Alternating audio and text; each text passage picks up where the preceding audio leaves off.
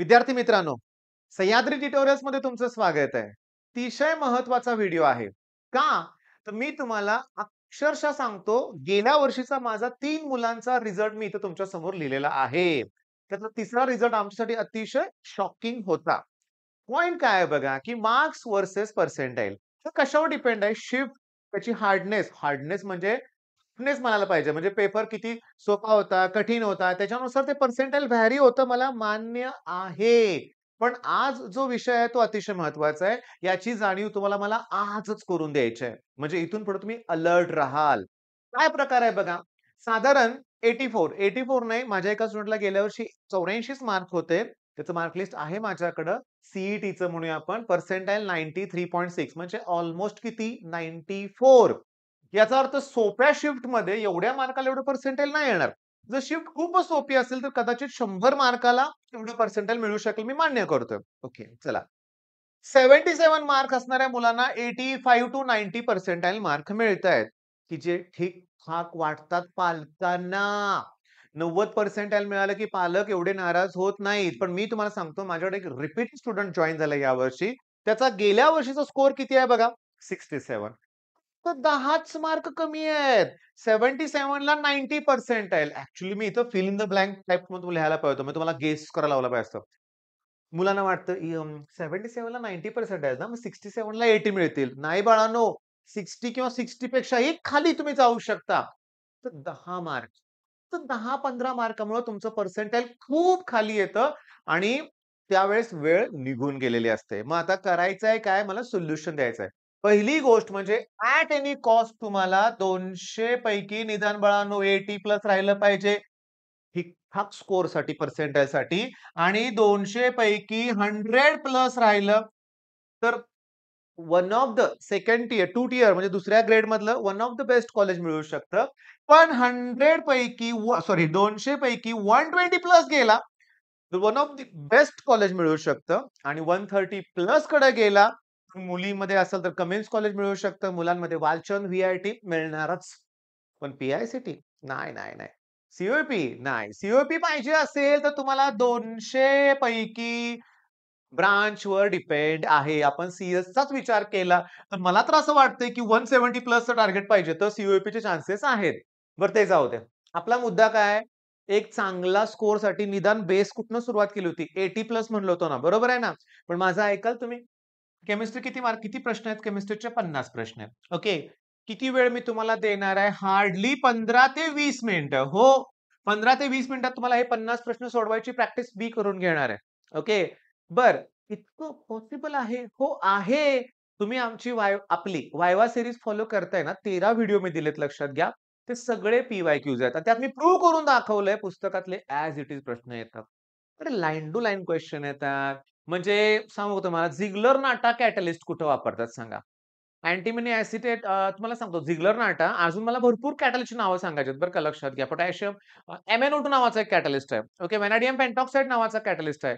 Haber's प्रोसेसमध्ये कुठलं metal as a catalyst use होतं. हे सगळे प्रश्न सीईटीत आलेले आहेत, लक्षात घ्या. म्हणजे मी तुम्हाला सांगतो, केमिस्ट्रीमध्ये तुमचा स्कोर बाळांनो 40 प्लस यायला पाहिजे. ते 10 मार्क मी ते न्यूमेरिकल्सचे कट करतोय. हां, न्यूमेरिकल आणि रिएक्शन. कारण त्यात मुलं थोडेसे मार्क घालवतात. पण तुम्ही जर परफेक्ट केलं तर ते सुद्धा मार्क मिळतील.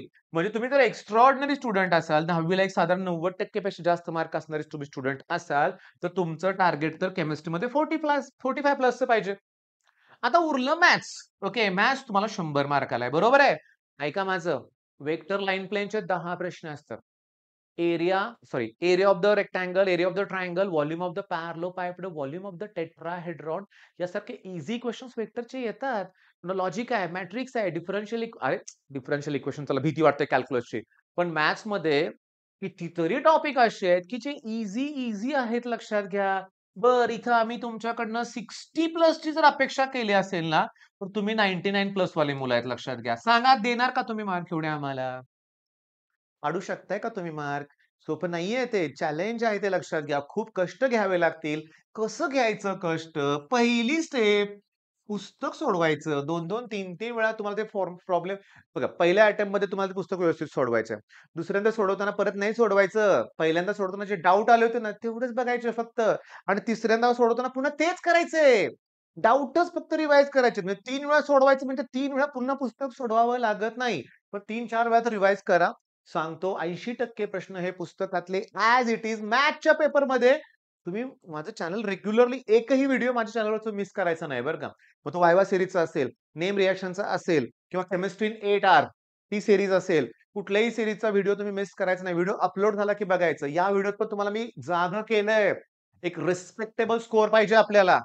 पालकांच्या पुन्हा नजरेला नजर देणं अवघड पडतं जर स्कोर कमी आला तर. हां, सीनियर्सना विचारा, ज्यांनी रिपीट केलं त्या मुलांना विचारा. 40, 45, 50% आल्यावर जो स्कोर येतो ना, 10वी ला 98% आणि 10वी 99% 100% ची मुलं बघितलेत 10वी आणि 12वी खूप कमी आलेली मुलं बघितलेत. 3 पर्सेंटाइल पासून 1 पर्सेंटाइलची मुलं बघितलीत मी रिपीट करणारी. हां, 3 पर्सेंटाइलच्या मुलांना पुढे 97 मिळवले की. मिळवले. रिपीट करायला तर माझ्याकडेच होता. पण मुद्दा असा महत्वाचा काय, स्ट्रॅटेजी फॉलो करा. ओके, बघा मी काय सांगतोय ते. 60 इकडं 40 इथंच 100 झालं रे बाळांनो आणि मगाशी बोललो की तुम्हाला मी 100 प्लस मिळाले की झालं की ते बऱ्यापैकी बेस्ट कॉलेज मिळणार आहे. आपण फिजिक्सचे मार्क कुठे काउंट केलेत. मग फिजिक्सला तुम्हाला काय करायचं आहे, की आपण जी टेस्ट सीरीज देतोय ना, त्यात बऱ्यापैकी आम्ही बोर्ड लेव्हलचेच क्वेशन्स त्यात ॲड करतोय. सीईटीच्या एम-सी-क्यूज. सीईटीमध्ये फॉर्म्युला बेस्ड क्वेशन्स येतात बाळांनो. तुम्हाला फॉर्म्युले करायचे आहेत. पुस्तकातले न्यूमेरिकल सॉल्व्ह करायचे आहेत. एकदा नाही, दोनदा नाही, तिथं सुद्धा 2, 3, 4 वेळा रिवाईज करायचं आहे. आणि करा की रोटेशनल पासून सुरुवात. तुम्हाला सांगतो कुठलाही टॉपिक घ्या. न्यूमेरिकल्स जर फॉर्म्युले येत असतील तर डाव्या हाताचा मळ आहे लक्षात घ्या. लॉग टेबलची भीती बाळगू नका. कमीत कमी लॉग टेबल वापरावं लागतं. तेही फारसं किचकट अवघड नाहीये. पण गंमत सांगू का तुम्हाला? लॉग टेबल मी ऑब्झर्व्ह केले रे. या स्टेजला आता अकॅडमीची मुलं माझ्याकडे जॉइन होतायत. जे सोडून ते सीईटीकडे येतायत. ऑफलाईनला पण येतायत. ओके आणि ऑनलाईन तर विचारू नका भरपूर येतायत. त्यांच्याशी बोलताना मला जाणवलं लॉग टेबल कुणालाच येत नाही. अकॅडमीवाले लॉग टेबल शिकवतच नाहीत. पण बाळांनो आता कसं आहे माहिती का, की लॉग टेबलची किती भीती बाळगायची? किती बिलकुल नाही. लॉग टेबलची बिलकुल भीती बाळगू नका. आपल्या न्यूमेरिकल सीरीजमध्ये विथ लॉग मी सगळं कॅल्क्युलेशन करून तुम्हाला दाखवतो. तुम्हाला ते सोपं वाटतंय, काळजी करायची नाही. बरं, मग आता फिजिक्सच्या 50 पैकी तुम्ही जर 20 जरी मार्क मिळवले, तरी तुमचा बेसिक स्कोर जो आहे तो 120 प्लस येतोय. म्हणजे तुम्ही 98 टू 99 च्या ब्रॅकेटमध्ये येताय. जिथं तुमचं घरात जोरात स्वागत केलं जाणार आहे लक्षात घ्या. 98 पर्सेंटाइल पोरांना मिळवलं. वडिलांच्या चेहऱ्यावर छाती अभिमानाने भरून येणार लक्षात घ्या. वेगळाच तो एक आनंद असणार आहे. आणि तो पाहिजे रे बाळांनो. आपल्याकडे क्षमता असताना खाली येऊ नका लक्षात घ्या. आणि सगळ्यात इम्पोर्टंट बरं का रे बाळांनो, मला जी गोष्ट पटत नाही ती मी सांगतो बरं का. काही जण सध्या YouTubeवर तुम्हाला जोरात सांगतायत, की 8च टॉपिक करा 90% मार्क मिळतील. या भ्रमात राहू नका. हां, तुम्ही वेटेज वाईज बघायला गेला, की ते जस्टिफाय होतंय. चला 7 मार्काचे 8 टॉपिक 56 मार्क झाले. इथं 70 पैकी 56 मार्क झाले फिजिक्समध्ये. झाले की 90% 80% तसं होत नाही. मी कुणाच्या विरोधात इथं बोलत नाहीये, पण स्ट्रॅटेजी ही चुकीची आहे. मी तुम्हाला सांगतो, दुसरी गोष्ट मी म्हणतो तेच येणार परीक्षेत. नाही, येऊ शकतंय. हां, सगळं करावं लागेल. त्यातला कुठलातरी प्रश्न येणार म्हणजे येणार. का? ते सोडून दुसरं काय विचारणार एक्झामिनर? हेही बरोबर आहे ना. मला एखाद्या धड्यातले आय-एम-पी क्वेशन देत असताना मला पी-वाय-क्यूज तुम्हाला द्यावे लागणार आहेत. पी-वाय-क्यूज.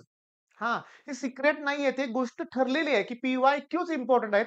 तेच रिपीट होतात लक्षात घ्या. आणि न्यूमेरिकल पुस्तकातले करायचे आहेत. न्यूमेरिकल आय-एम-पीच्या भानगडीत पडू नका. फिजिक्सचे कुठले इम्पोर्टंट न्यूमेरिकल्स आहेत ते परीक्षेत येऊ शकतात.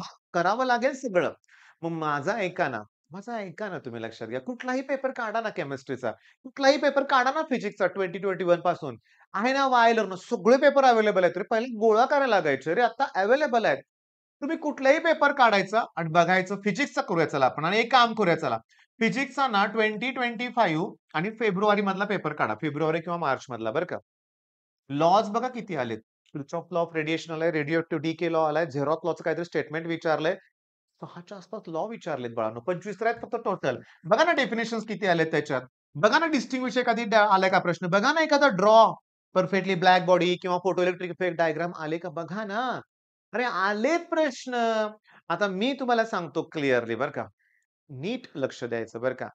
तर शांतपणे सांगतो, जर हे सोपे प्रश्न अगोदरच करून ठेवले, किती छान आहे ना सांगा बघू. का मी असं म्हणू का? नाही, लॉज आहेत फक्त ते 8 टॉपिक मध्येच करायचे. दुसरे करायचे नाहीत. नाही चालणार. डेफिनेशन आता सेमीकंडक्टरला वेटेज कमी आहे. ठेवा ऑप्शनला. कसं चालेल? Logic gate, a electronic circuit having one or more input but only one output is known as logic gate. काय अवघड आहे? बरं. एकच इनपुट आणि एकच आउटपुट नॉट गेट विचारलंय आपल्या बोर्डच्या एक्झाममध्ये. ट्रुथ टेबल आहे, बुलियन एक्सप्रेशन विचारतायत, सिम्बॉल विचारतायत. काय अवघड आहे? हाल्फ वेव्ह रेक्टिफायर, फुल वेव्ह रेक्टिफायर सोपे पॉइंट आहेत. नाहीत अवघड लक्षात घ्या. मग मुद्दा असा आहे, मी जे काय बोललो, असं जर कोण तुम्हाला सांगत असेल, की हे 200च क्वेशन्स करा, त्याच्या बाहेरचं काय येणार नाही. असं नको रे. करावं लागेल. डेफिनेशन म्हणलं की सगळेच करावे लागतील. लॉज म्हणलं की सगळेच करावे लागतील. पण माझी स्ट्रॅटेजी फिक्स आहे. लॉस करायचे म्हणजे नुसतं स्टेटमेंट नाही. त्याचं प्रूफ पण आलं पाहिजे. प्लस त्याच्यावर लगेच एखादं न्यूमेरिकल पुस्तकात सॉल्व्ड असतं. एक्सरसाइजमध्ये असतं. ते शोधता आलं पाहिजे तुम्हाला. ते समजलं पाहिजे आणि ते जमलं पाहिजे. एवढा अभ्यास करा बरं का बाळांनो. वर काही करू नका. 10 प्रश्न इम्पोर्टंट करून जायचे. त्यातले 4 येतील परीक्षेत. मला चांगले मार्क पडतील असं नाही. काही लक्षात घ्या. तुम्हाला कष्ट घ्यावे लागतील. ओके. आय-एम-पी क्वेशन्स मी दरवर्षी देतोय. पण मी सरळ अगदी तुमच्या समोर कबूल केलंय, की ते पी-वाय-क्यूज आहेत. मी बघतोय. साधं लॉजिक आहे. एखादा प्रश्न किती वेळा रिपीट व्हावा? इंडक्टिव्ह रिएक्टन्स, कॅपॅसिटिव्ह रिएक्टन्स आणि इम्पेडन्स. 3-3, 4-4 वेळा डेफिनिशन त्याच्या विचारलेत. मग का नाही येऊ शकत? येऊ शकतंय. येऊ शकतात ते प्रश्न. मग त्या टॉपिक मधले ई-एम-आय आणि एसी सर्किट माझे फेव्हरेट टॉपिक आहेत. रिझन काय? दोन्ही मिळून 13 मार्काला आहेत. होय, दोन्ही मिळून ते टॉपिक 13 मार्काला आहेत. म्हणजे जवळ-जवळ 5 ते 6 मार्काला त्याच्यावरचे न्यूमेरिकल येणार, की जे सोपे आहेत लक्षात घ्या. बरं, मग आता हा व्हिडिओ थांबवतो इथं मी. मेन टार्गेट काय की मला तुम्हाला जागं करायचं होतं. 10 मार्क कमी पडले की फिनिश हे लक्षात ठेवायचं. आणि 10 मार्क वाढले की डायरेक्टली चांगला स्कोर हेही लक्षात ठेवायचं. म्हणजे 10-10 मार्क किती इम्पोर्टंट आहेत हे डोक्यात ठेवून अभ्यासाला सुरुवात करा. All the best.